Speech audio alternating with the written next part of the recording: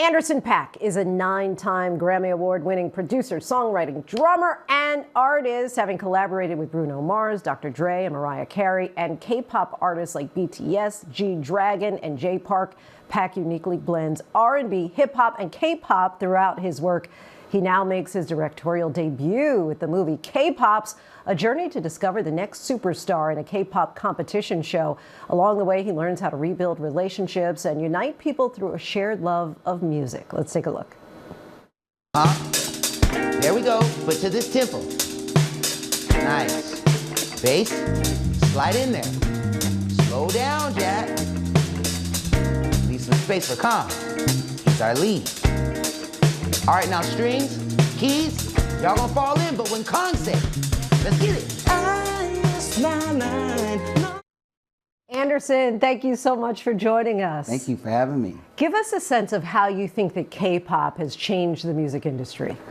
Well, I think that they are having kind of their coming out party. You know, every year it gets bigger and bigger. The K-pop rocket ship has been going with or without people, and it's awesome to see that people are starting to recognize it more and they have questions and people are learning more about stuff on both ends. So I think it's awesome. And along for the ride on that rocket ship with you, father-son duo, your real-life son, Soul, plays your son in this movie, making his on-screen debut. Want to take a look at the clip?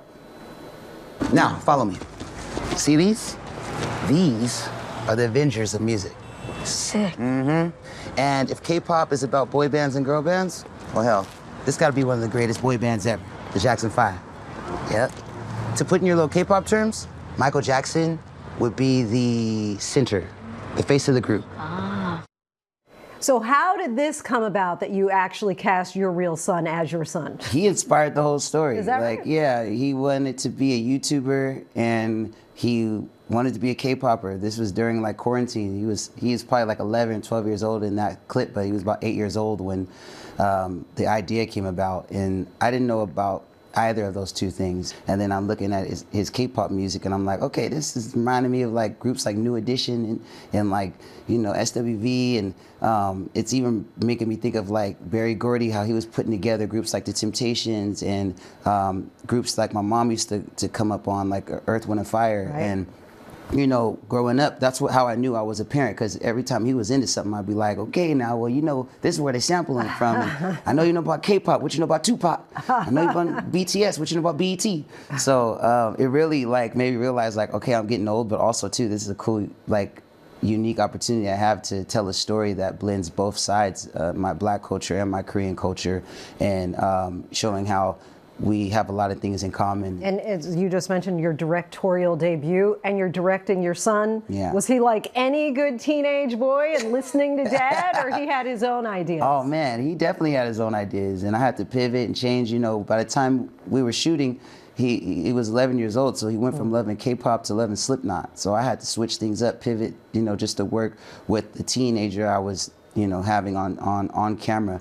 And it was really cool because he really took it seriously. I'm a dad first before anything, but it was really fun to be able to share both experiences, directing my son and having so much fun with him improvising, but then also being a dad, getting to be able to just hang out with him on set and spend a lot of time with him, which, he's a teenager, he's 15 years old now, so I don't know if I'll ever get that much time with him again. You yourself are half Korean, half Black, and so how do you go about bringing that aspect of yourself and blending it to the big screen? Yeah, a lot of the movie is pulled from a lot of unique experiences that I had. I grew up in a Black household. My mom was born in Korea. She was adopted during the war, didn't know her real biological family, but was adopted by Black parents in the military and was raised in LA, and she had me and my sisters, and we grew up in a Black household. And so there's so many nuances with that, growing up in the music, the culture, the food, everything. And then I got reintroduced to my Korean culture by my son's mom, and she's full Korean, came from Korea with no family out here, and now my sons speak the language. Now they're running around, eating all the food, and it's like I get to have both experiences, and I put that all in the movie. I just wanted to be able to tell a new story, a unique story, and I know there's more of those stories out there, and I hope it leads to more.